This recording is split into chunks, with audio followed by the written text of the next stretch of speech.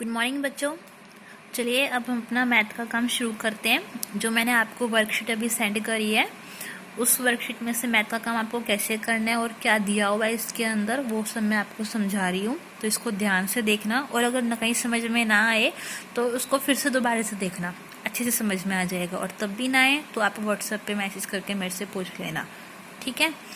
तो चलिए शुरू करते हैं। मैथ की नोटबुक में जब आप इसका काम शुरू करोगे तो सबसे पहले ये याद रखना, अपना विद्यार्थी नाम ये लिखना है, ठीक है, स्टूडेंट नेम मतलब, फिर अपनी आईडी लिखनी है और फिर डेट लिखनी है। ये तीनों चीज़ मत भूलना काम शुरू करने से पहले, ज़रूरी है ये। आई बात समझ में अच्छे से? चलिए अब शुरू करते हैं। क्या दे रखा है इसके अंदर? दे रखा है आइए 28 जून तक दिल्ली में कोरोना की स्थिति को समझें। इन्होंने इसके ज़रिए हमको ये चीज़ बताई है कि दिल्ली में जो कोरोना की बीमारी चल रही है उसमें कितने लोग तो ठीक हुए और कितने लोग बीमार हुए, कितने लोग संक्रमित हुए और कितने लोग ठीक हो गए। तो ये जो जानकारी इन्होंने हमको दी है, ये जानकारी इन्होंने हमको दो तरीक़ों से दी है, एक ऐसे ये डायग्राम में और एक ऐसे ये टेबल में, ठीक है। ये बिल्डिंग्स बना रखी है ना, ऐसे टेबल डायग्राम है। तो इसको, इस पूरे को हम क्या बोलते हैं? दंडालेख। क्या बोलते हैं? दंडालेख, ठीक है। और ये पूरी जो इन्होंने हमको टेबल दे रखी है इसको क्या बोलते हैं हम? सारणी। क्या बोलते हैं? सारणी। तो अब हमको ये सारणी पढ़नी कैसे है ये देखते हैं। अभी दंडलेख ये बनाना कैसे है, ये कैसे करना है, ये अभी इतना इम्पोर्टेंट नहीं है। अभी आपको ये सीखना है कि ये सारणी पढ़ते कैसे हैं। अभी इनको देखकर क्वेश्चंस के आंसर कैसे करते हैं, इसमें से कैसे पता लगाते हैं, ये सब सीखना है हमको अभी, ठीक है। बाकी चीज़ों के ऊपर ध्यान मत देना, बस ये समझो कि इस पूरे को हम क्या बोलते हैं? दंडालेख। और इस पूरे को हम क्या बोलते हैं? सारणी। नोटबुक में आप ये भी बनाना और ये भी बनाना, फिर क्वेश्चंस करना शुरू करना, ठीक है। तो सारणी पढ़ते कैसे ये सीखते हैं पहले हम। तो क्या लिख रखे ऊपर? तिथि। तिथि मतलब इसके नीचे सारी डेट दे रखी होगी। तिथि को इंग्लिश में डेट बोलते हैं ना, तिथि मतलब सारी ये तिथि दे रखी है हमको जून के सप्ताह की, 7 जून, 14, 21, 28। अब अगला क्या दे रखा है? Affected people. अफेक्टेड पीपल का मतलब क्या होता है कि कितने लोग बीमार हुए, कितने लोगों को बीमारी हुई। नीचे लिखा है ना संक्रमित व्यक्तियों की संख्या, मतलब कितने लोग बीमार हुए, नीचे इनकी संख्या दे रखी है। अब यहाँ पे कितना है? रिकवर्ड पीपल मतलब कितने लोग ठीक हुए, लिखा है ना ठीक हुए व्यक्तियों की संख्या, तो ये दे रखा है। तो पढ़ेंगे कैसे? मतलब क्या हुआ 7 जून 2020 तक, ये तक वर्ड जो दे रखा है ना ये बहुत इंपॉर्टेंट है, इसको ध्यान से देखो। 7 जून 2020 तक, इसका मीनिंग क्या हुआ? ऊपर लिखा है ना जून, जून के बारे में बात कर रहा है, तो मतलब क्या हुआ ये 7 जून तक कि 1 जून से लेकर 7 जून तक कितने लोग बीमार हुए? इतने लोग लिखा है मैंने, ये 1 जून से लेकर 7 जून तक। और हाँ एक चीज़ और, ये वर्कशीट के अंदर जो ब्लू पेन से आपको जहाँ जगह जगह दिख रहा है ना लिखा हुआ, ये सारा मैंने अभी लिखा है। तो जो वर्कशीट मैंने आपको सेंड करी है पिक, उसमें नहीं लिखा होगा, ठीक है। तो घबराना मत कि ये इसमें लिखा हुआ है उसमें नहीं लिखा हुआ, ये मैंने आपको समझाने के लिए लिखा है अलग से, ठीक है। तो हम कहाँ थे? 7 जून 2020 तक मतलब क्या है कि 1 जून से 7 जून तक इतने लोग बीमार हुए और इतने लोग ठीक हुए। फिर 14 जून तक मतलब 1 तारीख से लेकर 14 तारीख तक इतने लोग ठीक हुए, इतने लोग बीमार हुए। फिर 21 जून तक इतने लोग बीमार और इतने लोग ठीक हुए।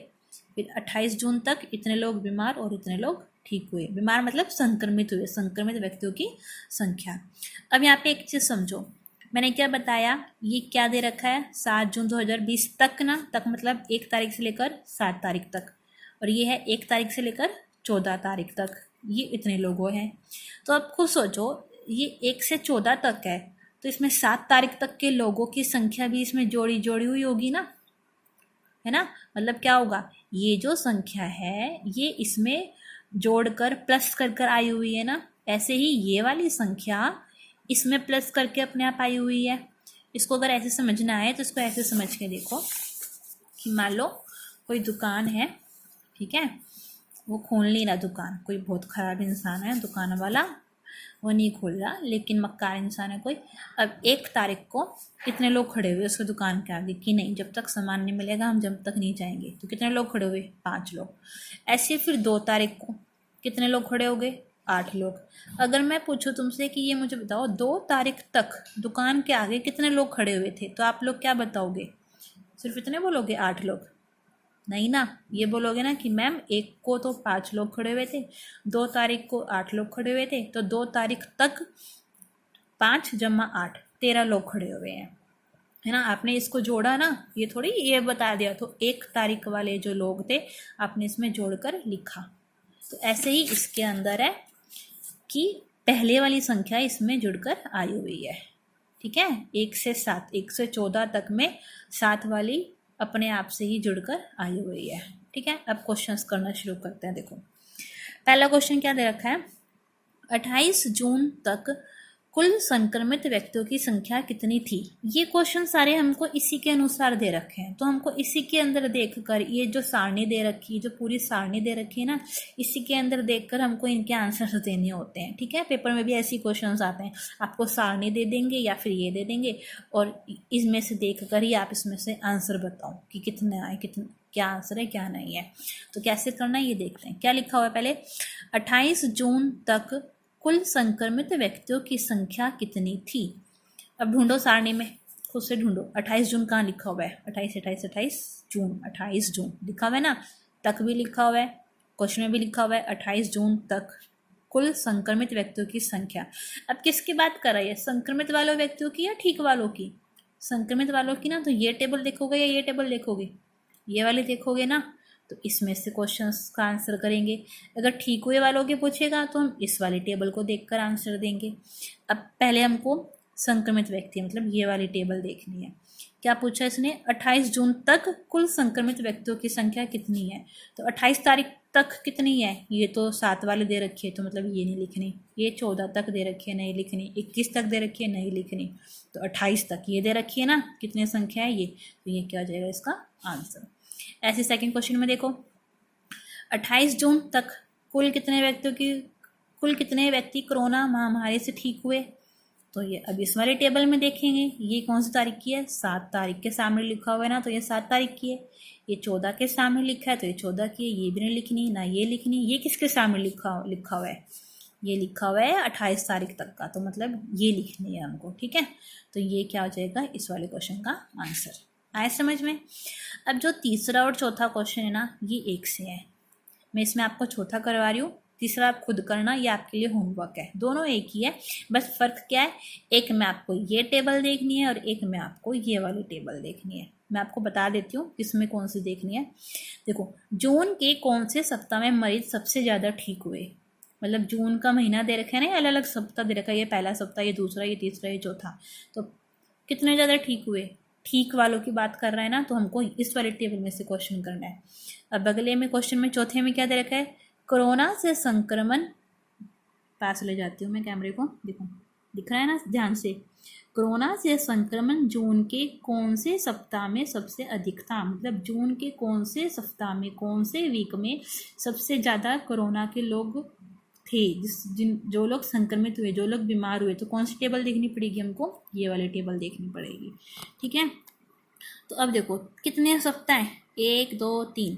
पहला सप्ताह कौन सा पूछा इन्होंने, 7 से 14 जून के बीच के में बताओ। फिर 14 से 21 तारीख के बीच में, फिर 21 से 28 तारीख के बीच में। तो देखो तीनों का मैंने क्या बोला, बीच ना, बीच बोला है ना मैंने, 7 से 14 जून के बीच, 14 से 21 जून के बीच, 21 से 28 जून के बीच। तो पहले जब भी बीच आता है, बीच शब्द हो, तो उसका मतलब माइनस होता है। क्यों, क्योंकि कारण मैंने यही बताया था, क्योंकि ये ऊपर वाली संख्या नीचे वाले में अपने आप ही जुड़कर आई हुई है, ठीक है। इस वाले उदाहरण से समझाया था ना मैंने, ये वाला इसमें अपने आप ही जुड़ा हुआ है, ऐसे इसलिए। तो चौथे क्वेश्चन, तो पहले हम इसमें चौथे क्वेश्चन में क्या करेंगे, 3 टेबल बना लेंगे। पहले में 7 से 14 जून, फिर 14 से 21 जून, फिर 21 से 28 जून। तो पहले 7 से 14 जून में देखते हैं, ये है। तो 7 जून से 14 जून के बीच में, तो पहले बड़ा ये है, छोटा ये, तो बड़े में से छोटे को माइनस, क्योंकि ठीक, तो ये कर देंगे, बड़े वाला ऊपर, छोटे वाला नीचे। फिर ऐसे 14 से 21 जून के बीच में देखना है, तो 14 जून में इतने लोग थे, 21 जून तक इतने लोग थे, तो ये लोग इसमें अपने आप ही जुड़े होंगे, तो इतने लोगों को तो हटाना पड़ेगा हमको, तो इसमें से इसको माइनस कर देंगे। तो ये बड़े वाला ऊपर, छोटे वाला नीचे। फिर ऐसे 21 से 28 जून में देखो, 21 से 28 जून में तो कितना हो जाएगा, ये वाला इसमें जुड़ा हुआ होगा ना, तो इसको माइनस करना पड़ेगा, तो इसमें से इसको माइनस, तो आगे वाला बड़े वाला ऊपर, छोटे वाला नीचे, तो वही माइनस कर दिया। अब देखो इन तीनों में से बताना ना किस में ज़्यादा बीमार हुए, तो इसमें इतना आंसर आया, इसमें इतना और इसमें इतना, तो किस में ज़्यादा है इसके अंदर ना, तो ये क्या हो जाएगा इसका आंसर। 21 से 28 जून में सबसे ज़्यादा लोग बीमार हुए थे। आ गया समझ में? तो तीसरा चौथा क्वेश्चन आपका ऐसे हो जाएगा। अब देखते हैं पाँचवा क्वेश्चन। पाँचवें में क्या दे रखा है, 7 जून से 28 जून के बीच कुल कितने व्यक्ति कोरोना महामारी से संक्रमित हुए। इसका मतलब क्या हुआ, कौन सी तारीख के बीच का देख रहे हैं। बीच मतलब वही बताया था मैंने, माइनस करना है ना, माइनस का क्वेश्चन आ गया ये वाला। तो 7 जून से 28 जून के बीच, तो 7 जून की तिथि देखते हैं, ये रही, 28 जून की ये रही। कौन सी टेबल देखनी है, अब ये देखना है कि इधर काम करना है या इधर काम करना है। तो कितने व्यक्ति कोरोना महामारी से संक्रमित हुए, बीमार हुए मतलब है ना, तो कौन सी टेबल के अंदर देखना है हमको, इस टेबल में। तो 7 जून से 28 जून के बीच में ना, तो 7 जून को ये हुआ, 28 जून को इतने लोग बीमार हुए। तो बड़ा कौन सा है ये, तो बड़े में से छोटे को माइनस, तो बड़े वाला नंबर आगे, छोटे वाला नंबर पीछे, और बीच में क्या हो जाएगा माइनस। अब इन दोनों को घटा करके जो आंसर आएगा वो आपको यहाँ पे लिखना है, ये आप खुद करोगे, ठीक। अब छठा क्वेश्चन देखो, कोरोना के संक्रमण से बचने के लिए 3 उपाय सुझाइए। तो ये तो आपको पता होगा है ना, क्योंकि कोरोना के संक्रमण से 3 उपाय कौन कौन से हैं, यही कि जब भी खाना खाओ, खाना खाने से पहले हैंड वॉश करना है, जब भी छींका है छींकाने के बाद हैंड वॉश करना है ना। तो ये वाला छठा क्वेश्चन पे आपको खुद करना है। आ गया, जो इसमें से मैं आपको समझा सकती थी अच्छे से वो मैंने आपको समझाया। तो अब आप कोशिश करना कि मैथ का काम आपका आज की आज में हो जाए, और अच्छे से समझ कर, अगर वीडियो समझ में ना आए तो इसको दोबारा से ध्यान से देखना, ठीक है, अच्छे से समझ में आ जाएगा। Good day, bye.